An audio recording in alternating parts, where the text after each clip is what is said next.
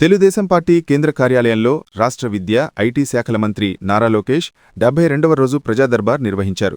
రాష్ట్ర వ్యాప్తంగా తరలివచ్చిన ప్రజలు, టీడీపీ కార్యకర్తల నుంచి మంత్రి అర్జీలు స్వీకరించి సమస్యల పరిష్కారానికి కృషి చేస్తామని భరోసా ఇచ్చారు.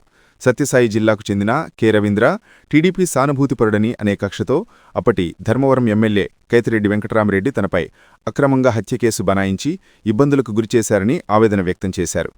కడప జిల్లాకు చెందిన కస్తూరి రామన్న తమ వంశపారంపర్య వ్యవసాయ భూమిని వైసీపీ నేతలు ఆక్రమించారని, సర్వే అధికారులను కూడా బెదిరిస్తున్నారని ఫిర్యాదు చేశారు.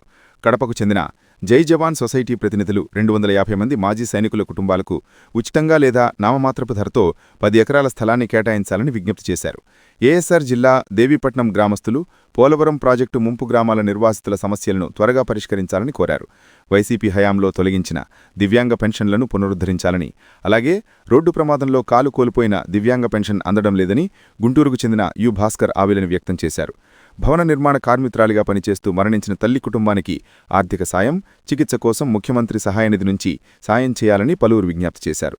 మంత్రి లోకేష్ ప్రతి ఒక్కరి సమస్యలను ఓపిగ్గా విని అక్రమ కేసులు, భూ ఆక్రమణలపై విచారించి తగిన చర్యలు తీసుకుంటామని, అర్జీలను సాధ్యమైనంత త్వరగా పరిష్కరించి అండగా నిలుస్తామని భరోసా ఇచ్చారు.